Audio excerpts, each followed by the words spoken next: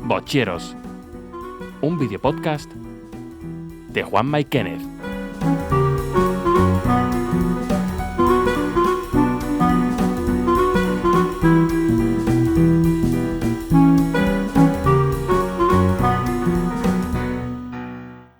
Muy buenas tardes a todos y a todas nuestra audiencia bochera y bochera. Muy buenas tardes, Kenneth. Hola, hola, hola. Muy buenas tardes a nuestro primer invitado o nuestro nuevo invitado, Álvaro. Hola, muy buenas tardes. Y muy buenas tardes a un repetidor, a Alejandro Díaz. Buenas tardes, Alejandro. Buenas tardes a todos. Y bueno, pues empezamos este programa ya número 28, nuestra tercera temporada, programa número 28. Y en este vamos a tratar un poquito de informar y comunicar y hablar un poquito de los entresijos de los dos campeonatos internacionales que ya comentamos en el anterior programa con Fran Perotti, y ya que nuestros invitados fueron protagonistas de uno y de otro. Como nunca hemos tenido el placer de tener aquí a Álvaro, pues comento que Álvaro es un muchacho muy apañado, que lleva desde 2012-2013 en la bocha, que ha sido o es árbitro de bocha también. Y, por supuesto, y lo más importante, es que actualmente es técnico de bocha, que además pertenece a la selección española, lleva unos años vinculado sobre todo a la categoría BS4, desde que estaban antes separados y ahora conjuntos también. Y bueno, ha sido una de las personas que ha estado con la pareja BS4 en Coimbra y, como todos sabéis, Alejandro Díaz ha estado en Canberra formando parte de la pareja BS3. Así que nada, muy buenas tardes y bienvenidos. Gracias. Gracias. Vamos a empezar por Álvaro. Tú, Álvaro, al como lío. eres bienvenido a nuestro programa por primera vez, siempre preguntamos, ¿qué hace un chico como tú en un deporte como este? ¿Cómo empezaste en la boche? ¿Cómo llegaste ahí? Buena pregunta. Esa pregunta también me la hice yo el día que conocí la bocha. Todo empieza muchos años atrás, sin yo conocer evidentemente la bocha. Yo desde pequeñito siempre tenía un sueño que mi madre siempre me recuerda, que era hacer INEF, que entiendo que ahora se sigue llamando INEF, ¿no? El grado, la Universidad de Educación Física, bueno, dependiendo de la zona, sé que se llama de una forma o de otra, el grado de actividades físico-deportivas, y estudiarlo en Granada.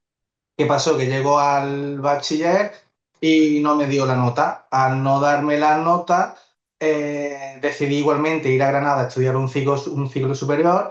Ese ciclo superior quería que fuese también de deporte. ¿Qué volvió a pasar? Que Granada está tan demandada que tampoco me volvió a dar la nota. Y una orientadora del cole, el cole que estaba allí, la Bola del Oro, en Granada, en el CEDIN, me, me motivó y me invitó a que solicitase otro tipo de ciclo que estuviese relacionado con que no estaba muy relacionado con el deporte, pero sí con el ocio y con las actividades. En este caso empecé a hacer animación sociocultural y turística. Algo totalmente nuevo para mí porque mi idea era empezar en deporte, porque era mi sueño desde pequeñito, me he dedicado al deporte toda la vida, a practicar todo tipo de deportes. Y en ese ciclo, me acuerdo que allá por 2012, no sé por qué mes sería, allí sería abril o mayo, tal vez incluso marzo, más o menos, fue cuando entra Ana Fajardo a aquella clase, ya estábamos dando integración social, era la asignatura de integración social y acción participativa para pedir voluntarios, como cada año, sé que cada año tenía un vínculo con el instituto, para pedir voluntarios para el Campeonato de España de Jóvenes de bocha que se celebraba en Granada. Y es ahí cuando me vinculo un poquito a la bocha de manera voluntaria. Me gustó tanto, me motivó tanto, fue algo tan novedoso para mí, que ese mismo año, cuando termino la parte teórica del ciclo, decido hacer las prácticas en Aspace Granada de cara al año siguiente. Al vincularme a Espace Granada, me saqué ya la licencia de árbitro, junto con que me dieron el curso Ana León y Ana Fajardo, y automáticamente ya entré en el club deportivo. Y fue así como fueron mis inicios en la bocha. Como Qué, no, impo- gracias a Ricardo, Ana Fajardo. qué importante cosa más, Ricardo. cosa que se me ha olvidado comentar, que has pasado por varios clubes, pero ahora estás en el mejor club que se puede estar, ¿eh? Evidentemente. Tengo ahí este piquecito, ¿no? Porque el otro día me recordaban mis compis, mi familia de chaquetero, que está ahora con el otro club, obviamente desde el cariño y desde la broma, pero sí, he pasado por unos, como si un poquito culo inquieto, me he ido moviendo un poquito por diferentes clubes en Andalucía, por Cataluña, y sí, ahora he parado en el que a día de hoy es el mejor club en el que puedo estar. Ah, muy bien, muy bien, muy bien. No veas, no veas. No veas cómo me tiene, no veas cómo me tiene. Eh, Oye, Dale, No, Juanma. y entrando un poquito en materia relacionada con los campeonatos internacionales, porque en otras entrevistas hemos preguntado preparación, que a lo mejor tocamos algo, hemos preguntado resultados, que por supuesto también comentaremos algo, eso, pero nos gustaría un poquito indagar, ya que os tenemos vosotros aquí, en cuando vamos a un campeonato internacional para personas que practican bocha pero nunca han ido a un campeonato internacional. eh, o sea, ¿cómo está organizado? ¿Qué diferencias hay en un campeonato de España? Hay muchas diferencias. O sea, yo sé que las hay y eso, pero bueno, pues nos gustaría que un poco que explicarais un poco temporalización, organización general, arbitraje, un poquito de esas diferencias, si os parece, os vais interrumpiendo uno a otro, vais comentando uno y otro, qué, eh, qué diferencias fundamentales encontráis entre un campeonato nacional y un campeonato internacional. Empieza Luis, tú, si vale, pues. quieres comenzar tú que hablo yo y yo te voy complementando. Eso, venga, dale, Vale, dale. yo a ver, yo la primera vez, a mí lo que más, la diferencia quizá mayor que yo encontré, como hablo desde el punto de vista jugador, la cámara de llamadas. O sea, por ejemplo, la cámara de llamadas, el estar en un sitio totalmente distinto, aquí estamos muy acostumbrados a que la cámara de llamadas suele ser, es verdad que a lo mejor algún campeonato no ha sido así, pero la mayoría estamos dentro del mismo pabellón, incluso viendo los mismos campos de juego. En internacional, yo por lo menos no he ido a ninguno donde sea así. O sea, siempre te vas a un cuarto, incluso a veces está relativamente alejado y, y eso, digamos que para a mí, por ejemplo, de cara a concentración me ayuda bastante el estar en un sitio totalmente aislado, que luego llega tu contrincante. No sé por qué casi siempre los españoles llegamos los primeros a la cámara de llamadas y eso, por ejemplo, es la principal, bueno, pues lo que veo un poco distinto. Sí que es verdad que también quizá hay una mayor planificación. Cuando ves el cuadro que te va a tocar, pues sí que nosotros por nuestra parte hay un estudio de los jugadores con los que vamos a jugar, una pequeña, aunque ya los llevamos un poco estudiados, pero intentamos hacer una visualización previa de saber dónde nos va a jugar, los calentamientos lo mismo, nos fijamos mucho en qué es lo que está haciendo cada jugador. Para mí quizá esas son las mayores diferencias con lo que nos solemos encontrar aquí en España. ¿Vale? Bárbaro. Yo en cuanto, sí que comparto un poquito lo que dice Alex, pero lo basado desde que ha hecho la pregunta ya, desde que habéis hecho la pregunta ya lo tenía bastante claro. Para mí la gran diferencia es la intensidad de lo que significa los días. Un campeonato de España para mí es muy similar a lo que es un campeonato internacional. Hay un nivel muy grande en España, donde el formato de competición se asemeja mucho al formato internacional y eso también ayuda a los deportistas españoles que luego compiten en el circuito internacional, les ayuda a estar un poco en dinámica, con la diferencia de que en vez de ser 2 días son 8 días. Esa para mí es la diferencia principal, que sí que se nota un poquito.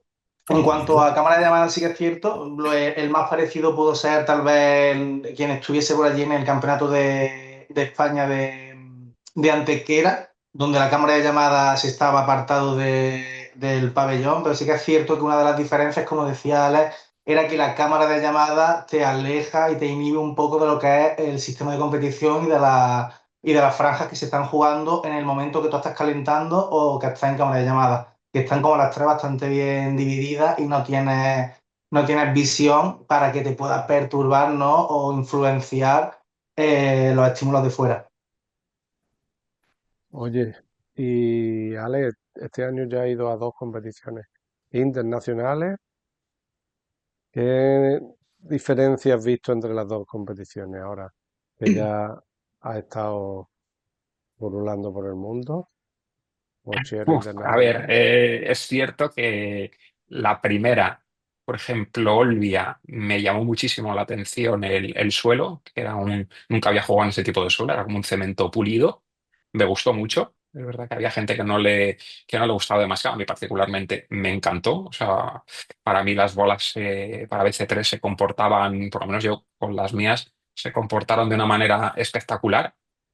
Y sin embargo, en Australia, nada más llegar, me quedé alucinado porque para ser un World Challenge utilizaron el suelo que se utiliza en juegos y en mundiales, el suelo este verde, que ya de por sí, además, el pabellón se jugó en un recinto alucinante, era una especie como de centro de alto rendimiento, pero exageradas las instalaciones, y jugábamos en el estadio, en el Arena. Era un estadio brutal con ese suelo, y es verdad que veías como decir, ostras, estamos ante un evento grande. Que luego, curiosamente, a mí me ha defraudado un poco el suelo. Yo pensaba que ese suelo, cuando lo ves en los Ajá. vídeos, parece que es como dices, ostras, este es el suelo donde me encantaría jugar en algún momento, porque deben de ir las bolas, vamos, aquí no se tuerce nada y nada Todo más lo lejos de la contrario, ¿no? realidad. O sea, yo creo que es de los, vamos, en ese sentido, bastante, a veces un poco impredecible. Luego, además, son planchas que se unen, con lo cual en los vídeos no se suele ver, pero hay juntas, hay uniones. Entonces, bueno.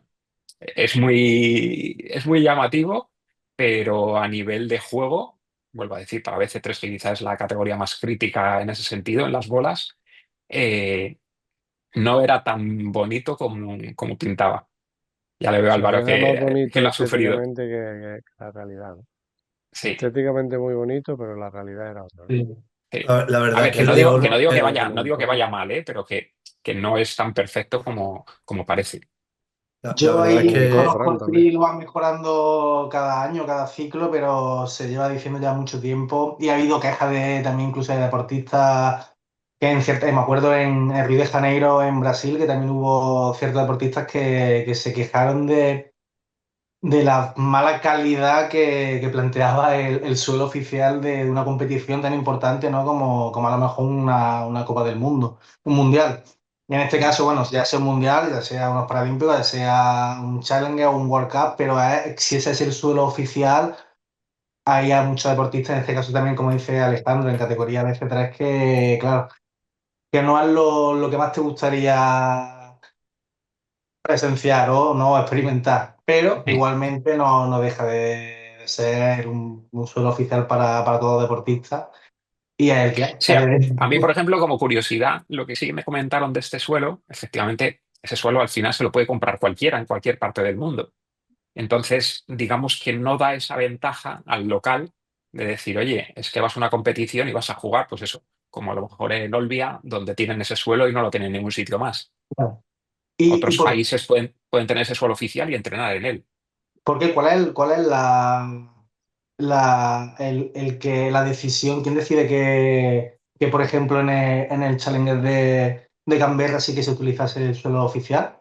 Por lo que comentaron porque estaba, bueno, el presidente de la Federación de ahí de Australia, y nos dijo que lo habían comprado, además que ellos lo habían querido utilizar en sus propias competiciones, Ah, vale, que que era no habían local. llegado, o sea, lo iban a utilizar para sus propias competiciones locales. Y lo estrenaban en el Challenger, pero porque no habían llegado a las competiciones locales. O sea, realmente lo han cogido ellos por tener ese suelo ellos. Vale, no, vale, vale. no- Pues no te ya. preocupes, Álvaro, que los infatigables los vamos a comprar. Vámonos, esto es. Quiero decirme. Hay que darle una vuelta al suelo, ¿no? del gimnasio. Mira, a mí es verdad que el de Olbia, bueno, esto es que yo lo hablé con Alex el otro día, pero me sorprendió que me dijera eso de Olbia porque Olbia a la vista por el ordenador de las emisiones que pudimos ver, o sea, esas juntas que se veían clarísimamente, esas juntas de suelo, o esas bandas de dilatación más que juntas, dice tú, Sí, hostia, Sí, ahí pero no tenían escalón, ¿eh? No había escalón en esas sí, juntas. Claro, es que dio la casualidad que en Olbia también estábamos Ale y yo juntos, que ese campeonato lo compartimos y yo no creo tampoco recordar. De hecho, también recordaba que el suelo en este caso al Taju le iba bien. Le iba La bien, verdad ¿eh? que Yo, sí. de hecho, de primeras, cuando lo vi, pensaba que iban a correr muchísimo las bolas y no, era un suelo No corre, es que bastante. no, de hecho no corre Sí, nada. Ujú. sí. Oye, pues Y en Coimbra, ¿qué tal ha ido el suelo y eso? También El habéis suelo notado. muy, iba fino, tam- sí que la disposición del suelo al final es como la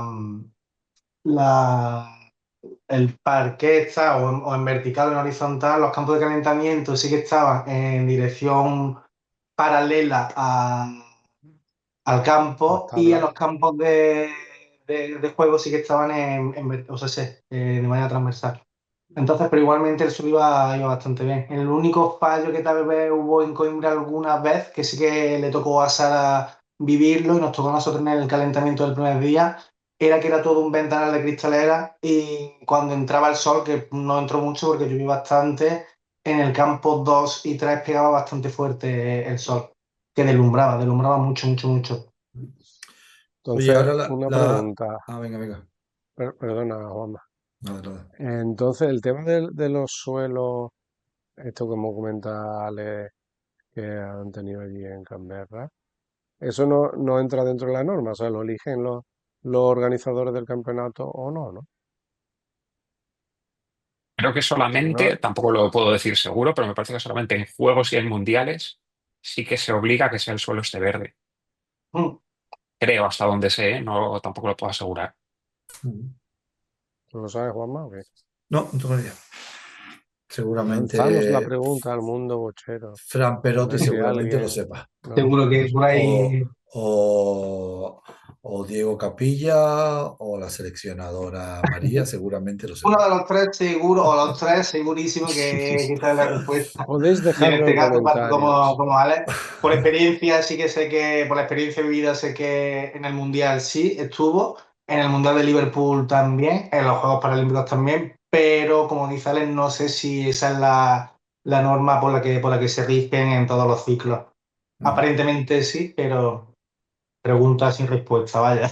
Le da un poco de emoción para Oye, nada. para los dos, en el programa anterior estuvimos con Fran Perotti, que estuvimos hablando un poco de esto, de la preparación a estos campeonatos.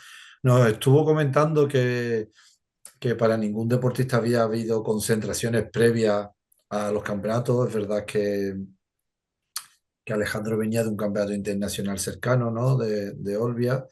Desi estuvo en Olbia, o Desi también estuvo en Olbia. La pareja BS4 no estuvo en Olbia. Eh, ¿Creéis necesaria, va la pregunta doble, ¿vale? ¿Creéis necesaria que haya una concentración previa con con la ventaja de poder trabajar, en este caso las parejas? ¿O creéis que eso tiene como punto negativo el que saber que después vas a estar 8 días si previamente te has concentrado, son demasiados días, cansancio acumulado, eh, hartura de ver siempre las mismas caras, horarios? Ujú. A ver, nosotros para Olbia sí hicimos en Murcia con Laura, sí que estuvimos una semana juntos. Es verdad que no fue justo la semana previa. Yo soy más partidario de dejar un espacio, Un espacio, de acuerdo. de no hacerlo todo seguido. A veces Ajá. no se puede, a veces se puede. Yo, desde luego, personalmente soy más partidario de, ya no por ver las caras, sino digamos, por despejar un poco cabeza. Ujú. Pero nosotros en nuestro caso sí estuvimos una semana previa. En Me parece que Olbia. fue justo una semana, fue una Y, semana y- y o 2 semanas eso antes. sería como tu programación, tu preparación individual, ¿no? Hacer una preparación conjunta, descansar luego, Ah, aunque no, no, estés... descansar no descansé. O sea, yo de hecho incluso la semana anterior estuve entrenando. Pero Sí, sí, no, me quizá refiero a a descansar nivel de de no concentración, estar metido en un sitio con las mismas eso es. personas. ¿Y Álvaro? Yo en mi caso yo lo veo necesario. Ahí también se tiene que plantear un poquito los bloques de entrenamiento que lleve cada deportista, que estén instaurados como categoría o como deportista en concreto, pero sí que lo veo necesario, independientemente de que sean 3 días, 4 días, una semana, que como dice Alex, que haya un margen de descanso para desconectar, que eso puede marcar un poco la rutina, pues cada categoría o cada deportista, pero sí que creo que es necesario para entrar en dinámica de competición las concentraciones previas a competición, para entrar en dinámica, para encontrarte de nuevo con los técnicos, porque antes, yo me acuerdo cuando empezamos con las concentraciones de, por ejemplo, el europeo de Sevilla 2021, que fue mi primera competición, durante todo ese año sí que hicimos bastantes concentraciones. Y para Sevilla sí que nos reunimos como una semana antes o 5 días antes, y al final se te hace muy largo, pero lo guay para mí de ese año fue la cantidad de concentraciones que pudimos hacer, donde también no solo van los deportistas que van a la competición, sino que también van deportistas que están en seguimiento para también entrar en dinámica de competición. Entonces crea un ambiente bastante guay para preparar ya para los últimos detallitos para una competición internacional, sobre todo para entrar en dinámica, porque sí que es cierto que el trabajo ya viene previamente hecho, dependiendo de cuál sea la rutina de cada deportista, pero sí que creo que es necesario. Yo entiendo que se harán o no se harán en función de la economía, ¿no? que haya para poder organizar estos eventos, ¿no? Claro. No creo que a lo mejor los seleccionadores digan, vemos necesario este año hacer una concentración previa No, o... evidentemente se basa en la, o- en la economía de la claro, federación, y hay veces que se puede, a veces que no, se prioriza en algunas concentraciones. Sí que hicimos, ¿no? Alex, tú estuviste en Sí, la que en la de hicimos, este año previa al sí que europeo. hicimos, porque claro, Previa al exactamente, porque europeo, lo que es concentración oficial de este año ha sido la de previa al europeo de Zagreb. eso Ese es. sí que fue oficial. Luego están, pues bueno, las semanas que se plantean en el CAR de Murcia, pero no están oficializadas como concentración de la federación. Que ya hay Claro, y de cada hecho esa deportista. concentración previa, no recuerdo en BC4, pero por ejemplo en BC3 sí que se dio lo que comentabas tú. Fuimos Claudia y yo, que estábamos en seguimiento, y los que fueron Evidentemente, al claro. europeo precisamente eran Laura y Alex. Qué Y bueno. en el caso de BC4 fueron Sara y Basile, que iban al europeo, y también estaban convocados Ramón y Elena, solo que Ramón de última hora por Ramón es un verdad que no problema pudo ir. en el coche, por asuntos Cierto, personales no pudo asistir. justo. Pero sí, y esas concentraciones sí que es que son necesarias, creo que son Sí, necesarias. Independientemente, como comentabas tú, de que te coincidan justo después de la concentración de Murcia, irte para Zagreb o no, que de hecho en esa concentración no. Luego cada uno volvió a casa y al poquito tiempo era ya Zagreb, pero sí que entra en dinámica. Y sobre todo con la complejidad de muchas veces de que cada deportista está en una punta de España, del país, y el que puedan coincidir se dificulta dependiendo de las necesidades y de ya cada vida personal que tenga cada deportista y cada técnico en cada categoría. Está un poquito complejo. Oye, y de cara a un campeonato internacional importante así, como Coimbra, donde iba gente así potente y donde los puntos que hay en juego pues, son importantes, ¿cómo dirías tú, Álvaro, que sería para ti hacer una preparación previa enfocada a ese tipo de campeonato? Yo creo que, bueno, en este caso yo me baso en Sara y en Basile, que son los deportistas que por H o por B han ido durante todo el ciclo de París 2024 y ahora Los Ángeles 2028, han estado prácticamente en todas las competiciones. Creo que, si no me equivoco, solo Ramón estuvo en una competición internacional en París 2024, y ahora Tajo, que estuvo en Olbia para pasar clasificación. El circuito internacional lo han hecho entero Sari Basile. Entonces, llegado al punto en el que estamos, hablando de Coimbra en concreto, no creo que haya una diferencia entre una competición y otra a la hora de prepararla. Son las mismas selecciones, son los mismos deportistas, sí que es cierto que nota un poco el nivel. Porque también lo que sí que es cierto que Sara y Basile en los últimos 5 años es que han comido mucha competición fuerte, desde Juegos Paralímpicos, Mundial, Europeos y World Cup. Ha sido como de 10 competiciones, creo que eso habrá dividido como unos 3 4 challenges.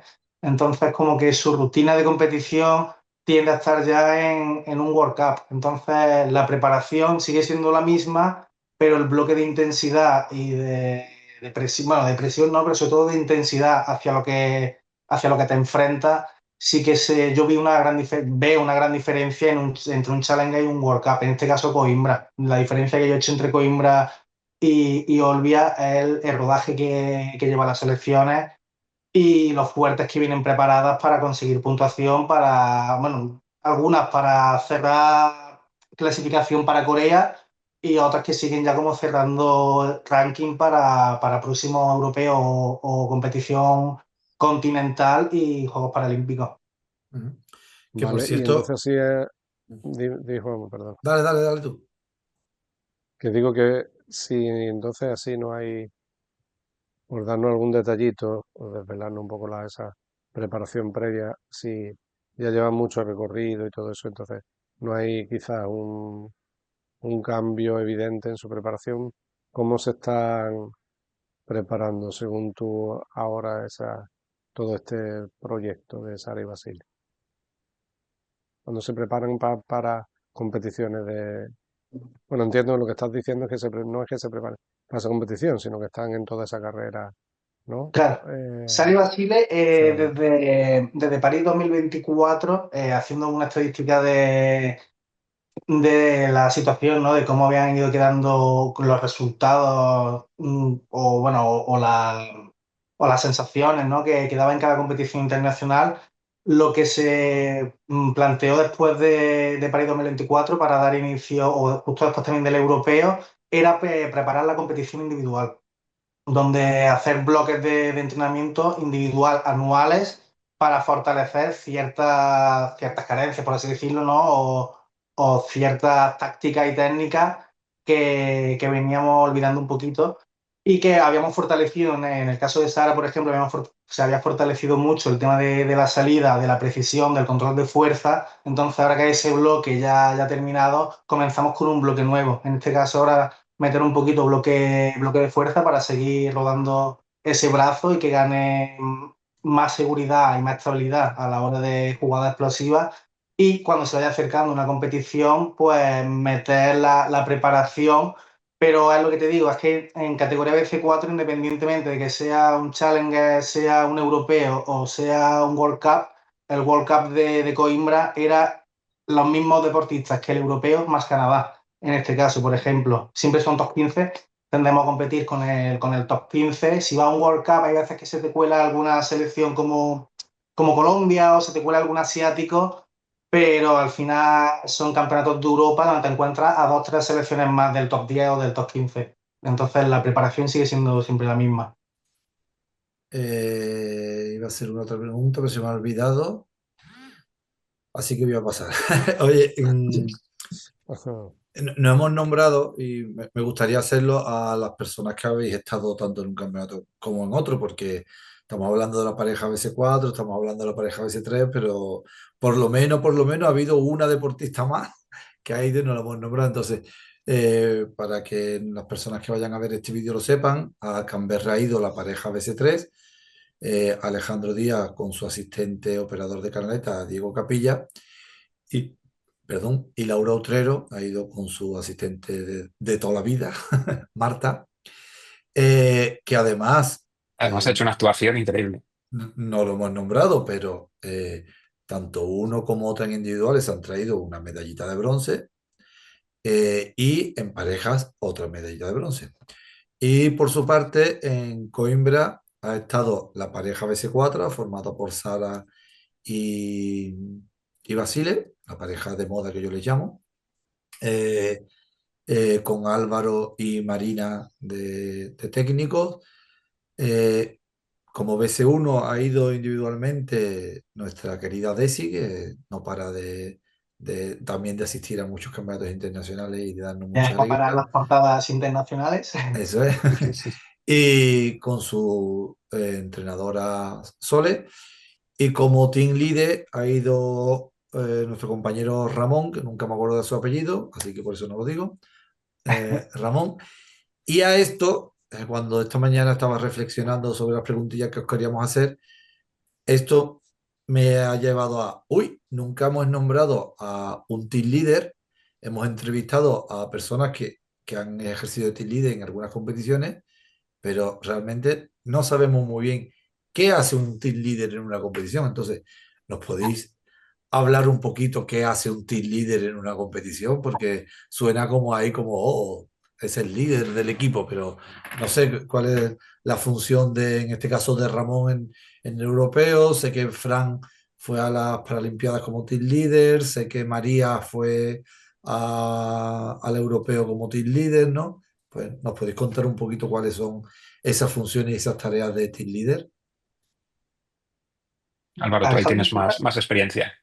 Bueno, sí, bueno, la más experiencia, la única gran novedad y curiosidad es que no hemos encontrado, creo, ¿no? Al menos mi experiencia en una competición a lo que yo he vivido un poco más atípica, partiendo de la base de que no ha venido Fran y de que tampoco ha venido María. Entonces yo eso nunca lo he experimentado, de que en categoría BC4 fuésemos, sí que es cierto que alguna competición, creo recordar que fue Brasil, de hecho sí que fuimos solo Fran y yo junto con Sara y con Basile, pero sí que estaba María como team leader. Entonces yo siempre me he enfrentado a esa situación. Entonces, yo siempre me he basado un poco en el team leader que me marcaba a mí, Fran, como responsable de categoría. Y a María como team leader más de organización de lo que es toda la competición y estar pendiente de todos los deportistas. Sí que es cierto que no me podéis preguntar mucho más porque al final me meto mucho en la categoría, me meto mucho con el deportista y muchas veces obvian la función y las tareas que realizan los demás. En mi experiencia en Coimbra, lo que sí que ha hecho mucho Ramón, en lo que a mí me refiere, es echarnos una pedazo de mano a la hora de que a nosotros tal vez nos haya faltado esa persona de más, de ir 2 más 1 en solo categoría BC4. Es decir, 2 técnicos más otros 3 técnicos para 2 deportistas más el team leader aparte. Entonces, un poquito como que las funciones las hemos tenido que ir solventando sobre la marcha de la competición, porque por necesidades que se iban dando en la competición. O sea que Ramón como team leader ha tenido que entrar en algún calentamiento porque también ha dado la casualidad de que en circunstancias muy espontáneas de un día en concreto Marina se encuentra un poco mal, entonces tiene que ceder un poquito a lo que es la presión de entrar, porque encima era el día que había más partidos. Estuvimos en una pool, hablando de fase individual, una pool de 5. Entonces hubo un día, el segundo día de competición, de tanto Sara como Basile tenían 2 partidos cada uno. Entonces era mucho cúmulo de partidos y de calentamiento, más cámara de llamadas, donde ahí Ramón sí que nos ha hecho también una mano, más todas las funciones del team leader, que es cerrar partidos, cerrar día de competición, organizar cómo vamos a organizar el día siguiente, cómo vamos a cerrar el presente en el que estamos. Más o menos lo que yo puedo observar, porque al final no sé, Alex, si tiene que complementar algo más, pero yo como técnico al final vas tan cegado a tu deportista en la parte asistencial y luego a los deportistas, en este caso en mi categoría, en la parte deportiva y de pabellón, que abres los ojos, es de noche, cierras los ojos de noche y no te enteras de cómo ha pasado el día, estás muy focalizado en ti, pero siempre con el apoyo del equipo técnico que te acompaña, obvio.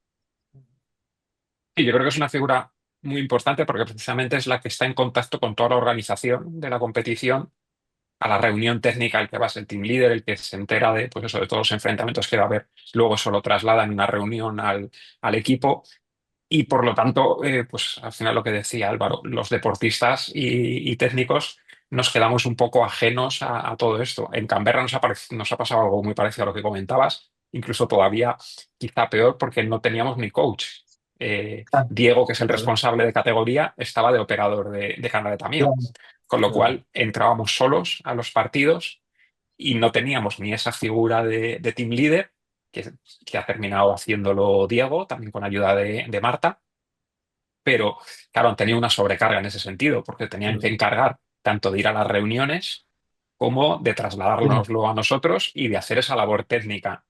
Entonces, al final, es verdad que es una figura, yo creo, bastante importante y seguro que hay mucho más trabajo del que nos pensamos Sí, nosotros. yo creo que ahora mismo, si me viene a la mente, hago una comparativa como en ciertos deportes colectivos, ya sea, bueno, me pongo el ejemplo más básico, ¿no? Que es el fútbol, que es la típica función que hace ese deportista o ese mediocampista que estando jugando no se aprecia, pero cuando falta dices, wow, Sí, todo lo que hace esa justo. persona.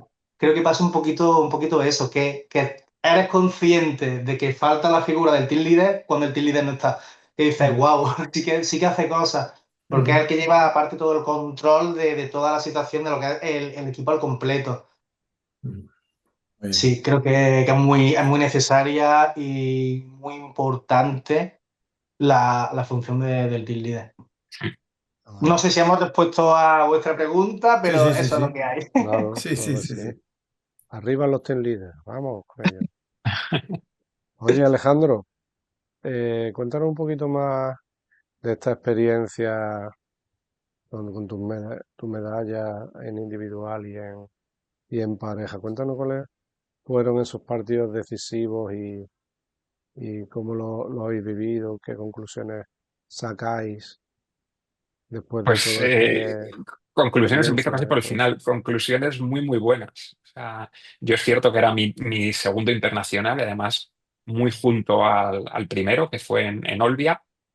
En Olbia, yo, y lo digo con total sinceridad, comencé un poco a aprender.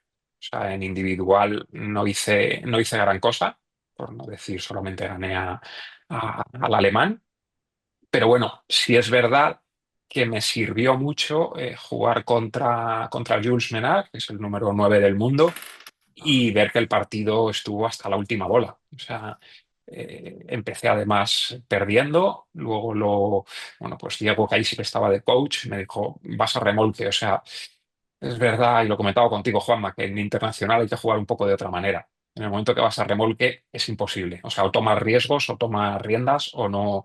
Y ese partido quizá es el que más he aprendido, pero con diferencia. Y como se suele decir, o sea, me alegro de haberlo perdido porque creo que todavía aprendí más. Y ahí también me di cuenta de decir, ojo, que es un número 9 del mundo, yo todavía estoy empezando y haciendo las cosas bien bueno, pues, se pueden luchar los partidos. Y eso lo trasladé a Canberra. Y en Canberra es cierto que me tocó un grupo, yo quería caer, había dos cabezas de serie muy, muy fuertes, que uno era el australiano Dan Mitchell, que es el número 1 del mundo, y en el otro grupo estaba, estaba el jugador de Singapur, Singapur, ¿no? Aloysius, sí, que es el número 6 del mundo, y yo prefería, bueno, sabía que era con China Taipei, con el jugador no podía coincidir, con lo cual, bueno, hicimos ahí nuestros cálculos y a mí me parecía más sencillo caer en el grupo de Dan Mitchell, porque bueno, está claro que a Dan Mitchell no se le iba a poder hacer gran cosa, pero quizá los otros dos rivales, pues bueno, eran un poquito más asequibles. Caí en el otro grupo, que había un australiano que no se le conocía, dijeron que había ganado una competición. Entonces, bueno, ahí te quedaba un poco decir, va, es el australiano este, pues ya está Aloysius, el australiano, y había otro indio bueno, que tenía un poco más ranking también, era un top 20, que el otro indio que estaba en el otro grupo. Entonces, a priori me tocó un grupo que a mí personalmente prefería el otro, pero es verdad que mi primer partido fue contra Aloysius, contra el número 6 del mundo.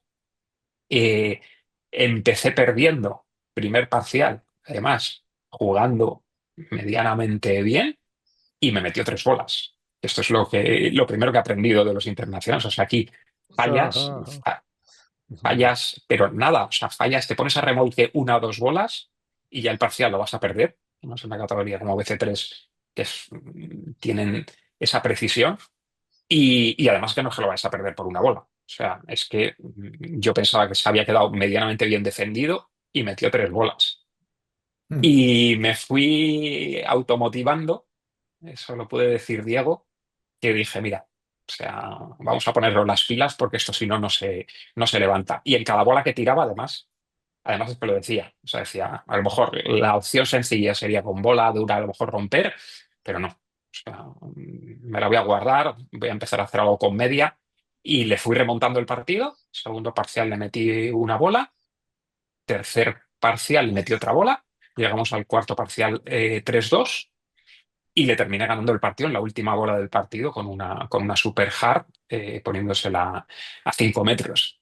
Vale. Entonces, ese partido fue decisivo, porque prácticamente ganando a Aloysius en fase de grupos, muy mal lo tenía que hacer para no pasar como segundo de grupo como mínimo. Claro.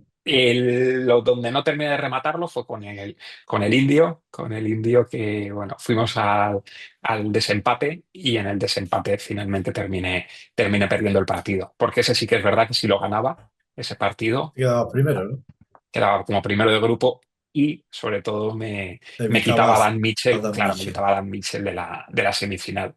Pero no pudo ser, al australiano sí que me salió un partido no, fácil, le gané, creo que fueron 10-1 y luego la semifinal con Dan Mitchell. No, Que no la hemos, hubo, no hubo- que la hemos visto todos porque además la echaron. Sí, Fue el sí. único partido que echaron. Sí, eso también lo hablé contigo, Juanma, me sorprendió porque hubo gente que me dijo, oye, no has jugado mal. Yo para mí hice un partido pésimo. Quizá también es ese punto de exigencia que sabes que con Dan Mitchell no te vale con dejar una bola, pues eso, en línea, no. O sea, o la clavas que no ve un milímetro de blanca o ya está. O sea, sabes que Es que hace cosas. Bueno, el otro día, de hecho, te mandé alguna jugada que ha hecho que dices sí, tú, ¿de dónde se saca esta jugada? Pero es que precisamente en el partido contigo, que bueno, el primer parcial, moviste la bola blanca hacia adelante, le diste demasiado espacio, te quedaba solo una bola para colocar. sí, pero bueno, era para sacarle radio de puntuación porque Vale, no pero sabía que iba bueno, a meter un jarro. Sí, sí, pero bueno, te metió tres. Pero es que en el sí. segundo, que no estaban mal, teniendo la bola blanca tapada y a medio metro de la línea, la saca con una facilidad del campo y además controlando de que a ti la que te quedaba era super hard. Entonces, estaba la bola blanca a medio metro fuera o sea, de la línea lateral. Además, estaba tapada por una o dos bolas y tiene la valentía y la fuerza de esa canaleta y esa bola para pegar un pelotazo y la precisión, por supuesto, para pegar un pelotazo, sacarla del campo y dejarte a ti con una super hard contra tres bolas blandas de él Sí, sí. a jugar a la cruz. Es verdad que ahora mismo, vamos, yo le vi a otro nivel. Sí, O sí, sí, sea, sí, yo a también. Dan Mitchell, así como a Aloysius, jugadores, les vi que se les puede pelear. Dan Mitchell ahora mismo está a otro nivel. Estoy de acuerdo. Pero bueno, aprendí muchísimo. Y luego en parejas, creo, me quedo sobre todo, teníamos también la pareja más fuerte que era Singapur, que también está en el número 9 de ranking. Nos tocó en fase de grupos. El primer partido, que tampoco era un partido fácil, porque jugamos contra China Taipei, que sabíamos además que jugaban muy largo, jugaban a 8 o 9 metros, y con el suelo, lo que hablábamos del suelo, no era un suelo sencillo, pero no, bueno, pues al final lo que hablábamos un poco de cómo estudias a los rivales, lo teníamos trabajado, que nos iban a jugar ahí, y bueno, pues ganamos el partido, ese primer partido contra ellos, con lo cual prácticamente pues lo mismo que en individual, ya nos aseguramos el pase. Y lo malo fue que con Singapur sí que es verdad que lo tuvimos ahí el partido y lo terminamos perdiendo. Pero luego nos enfrentamos con ellos el partido precisamente por el tercer puesto, porque de nuevo en semifinales nos tocó contra Australia, que me quedo con ese primer parcial que además sacaban ellos y a la contra se lo ganamos, les ganamos, le jugamos espectacular, con muchísima cabeza entre los dos. La verdad es que Laura y yo nos entendemos a la perfección, está siendo algo bastante bonito trabajar juntos. Y bueno, luego nos enfrentamos contra todo pronóstico. India ganó a Singapur en la semifinal y nos volvemos a enfrentar a Singapur. Y en ese partido fue un partido también con sus penalizaciones curiosas para unos y para otros. Pero bueno, lo terminamos ganando. Y lo mismo, pues bueno, nos volvemos a llevar esa que ya nos había pasado en Olbia, en Olbia en parejas hicimos una fase de grupos impecable, incluso ganando a Francia, remontándoles el partido, ganando todos los partidos de fase de grupos. Luego es verdad que no lo rematamos, nos quedamos con esa espinita de no llevarnos ese regalo de la medalla, pero mira, ahora en la segunda, en Canberra, lo hemos conseguido y además con una pareja como Singapur, que todavía te sabe mejor. Oye, mira, nos quedan 4 preguntitas. Creo que la única larga que nos queda es esta que viene ahora. Vamos a darle caña y para que os dé tiempo a iros con tranquilidad, que sé que algunos tenéis prisa. Álvaro, por tu parte en Coimbra, ¿qué sensaciones os quedáis? ¿Qué lleváis? Cuéntanos un poquito de si también cómo estaba, aunque sea al final de la competición, qué posibilidades, o sea, tenéis asegurado, la pareja BC4 creo que tiene asegurado el Mundial BC4, ¿no? Desi, ¿cómo se queda para el Mundial? Cuéntanos un poquito, un minutillo te doy. Sensaciones, muchas cosas a la vez. ¿No? Las sensaciones en la parte individual son muy buenas. Volvemos a lo que decíamos antes, al final en un World Cup hay mucho nivel. Y la pool de Sara, le tocaba contra Sofía, fue actual que desde después de Coimbra volvió a ganar el oro. Esta chica de 17 años, todo lo que pisa lo gana, es la actual número 1 del mundo desde Coimbra. Le tocó también Alison, la canadiense, que también está en el top 10. Le tocó Anita en el top 10 y le tocó a Ana María, que si no está en el top 10, está en el top 12. Entonces, Sara sale con muy buenas sensaciones porque, como hablamos antes, su rutina es siempre enfrentarse a jugadoras que son muy estables y que son muy competentes durante todo el ciclo paralímpico y tienden a llevarse medallas en todas las competiciones a las que van, desde World, desde Challenger hasta Paralímpicos. Sara disputa muy bien todos sus partidos, entonces pierde, pero las sensaciones que saca es de poder haber ganado de la pool de 4 partidos, haber podido ganar 2 o 3 partidos bien porque los pierde en el último parcial a una sola bola. Entonces las sensaciones que ella saca y las que transmite, hablando, esto son palabras suyas textuales, lo que ella transmite es que ha sido de sus mejores competiciones donde más competencia ha dado a las rivales a las que suele enfrentarse. El En el minuto caso ya lo de, llevas, ¿eh? en el caso de Basile, exactamente igual. Se la juega en una pool muy complicada, que hay veces que siempre pasan, no como... Ha sido esta pool típica que dices, no entiendo cómo no he podido pasar. Gana 2 partidos clave, uno muy fácil, bueno, muy fácil, te quiero decir, uno muy bien hecho, que gana 13-0 al húngaro, con el portugués, que también está en el top 12, le gana en la última bola, y los 2 partidos que pierde con el actual campeón paralímpico, con Maguire, los pierde en la última bola y con su compatriota Julián, bueno, el canadiense, como... Sí, Julián, no creo que es... Se me va muchas veces los nombres. También pierden el último parcial en la última bola. Entonces, a diferencia de Sara, Basile se va con la espinita de que las semifinales las tiene muy cerca y él tiene unas sensaciones de poder haberse llevado el campeonato. Porque el juego que demostró por pequeños detalles, ya no son parciales, en el caso de Basile fueron por pequeños detalles en pequeñas bolas, hacen que pierda un partido de uno o que lo ganes de uno. Entonces fue una pool muy, muy, muy, muy ajustada, donde al final quedó fuera de las semifinales. Y por pareja, empezaron fuerte. El partido más decisivo, por así decirlo, fue contra Portugal, empezando un 4-0 ganando, y le remontan y llevaron eso un poco a escala en los siguientes partidos. El siguiente partido, el segundo de la pool, fue contra Gran Bretaña. Es que como dice Ale, en el caso de Australia, es que una pareja que no le puedes dar un pequeño detallito de imperfección porque ellos te van a atacar. Tienen muchos recursos y son muy fuertes. Entonces fuimos de más a menos en la competición por pareja. Las sensaciones en pareja no fueron tan fuertes como la individual, pero salieron muy motivados a seguir trabajando de cara a la preparación de las siguientes competiciones, que, como bien has dicho, Qué guay. creo que puede que haya alguna previa al Mundial y todo lo que es el circuito internacional de este año 2026. En el Dinos caso algo. de décima, Eso, más de eso, lo dime. mismo, exactamente más de lo mismo, también le tocó una pool de 5 donde el sistema de competición te obliga a quedar segundo para pasar a semifinales.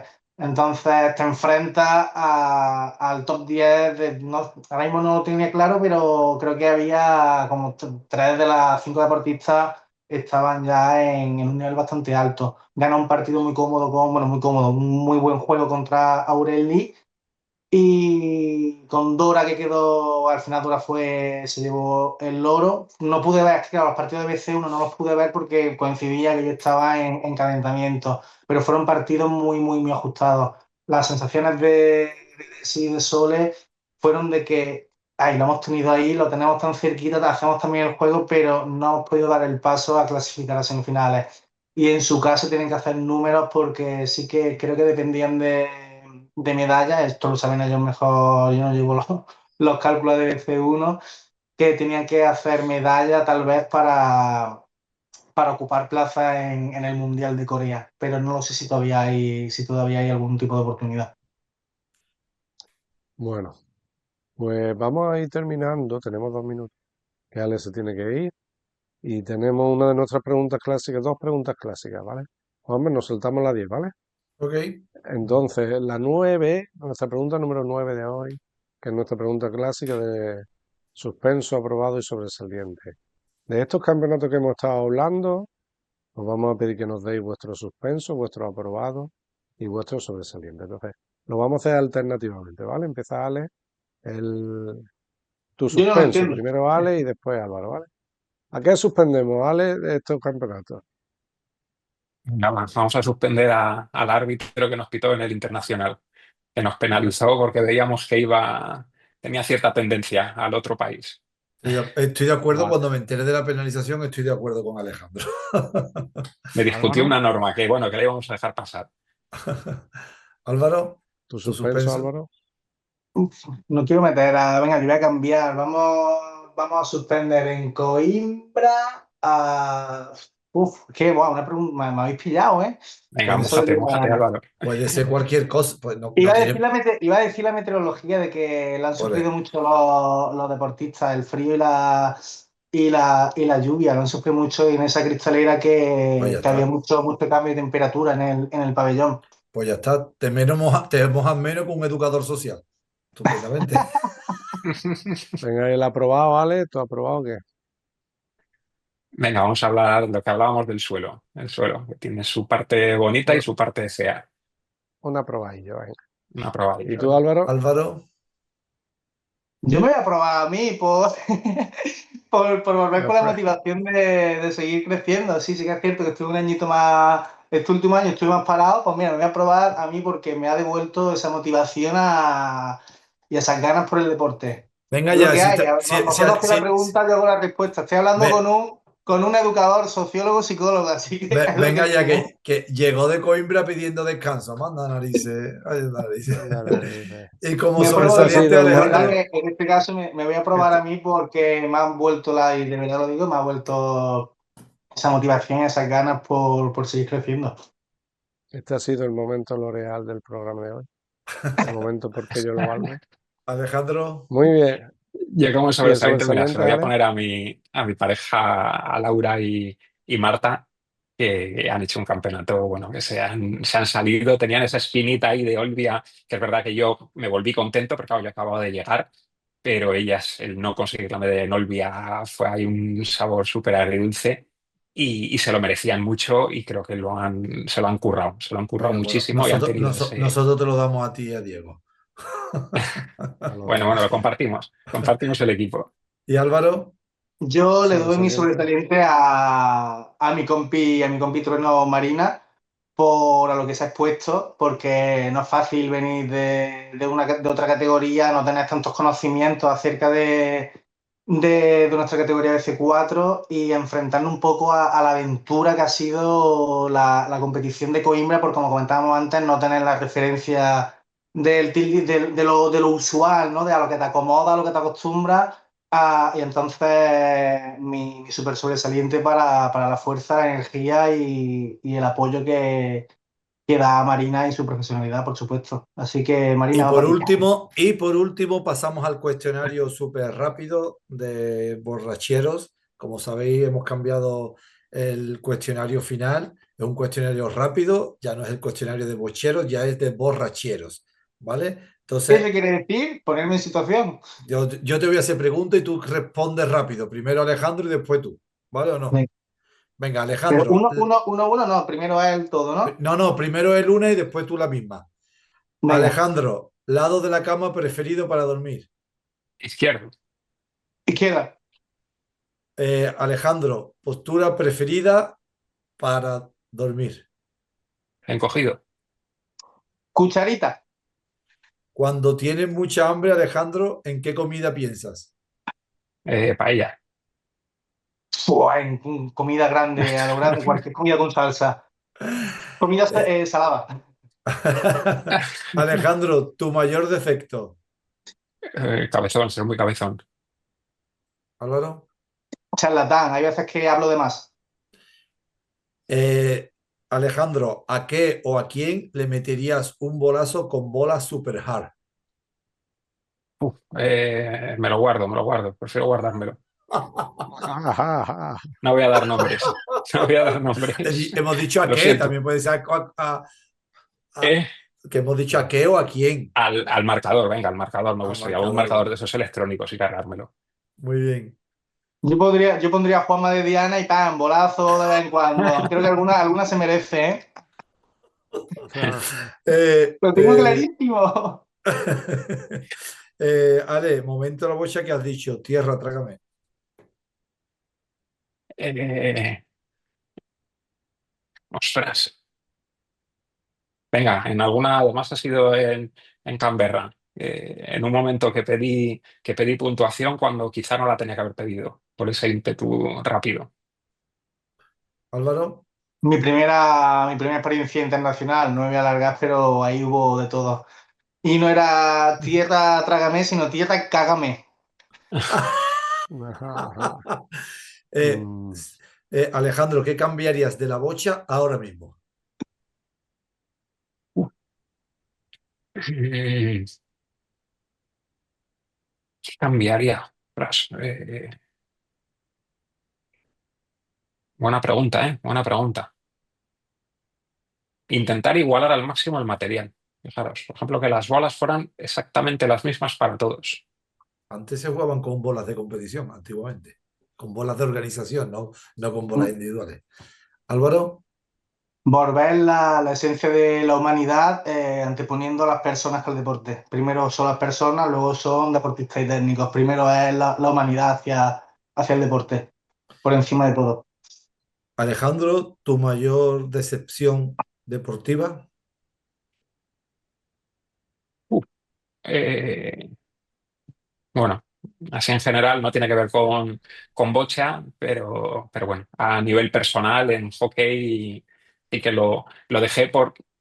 Tiene que ver un poco con lo que ha hablado Álvaro, porque a alguna persona se le olvidó la humanidad y puso por delante temas Á- más egoístas.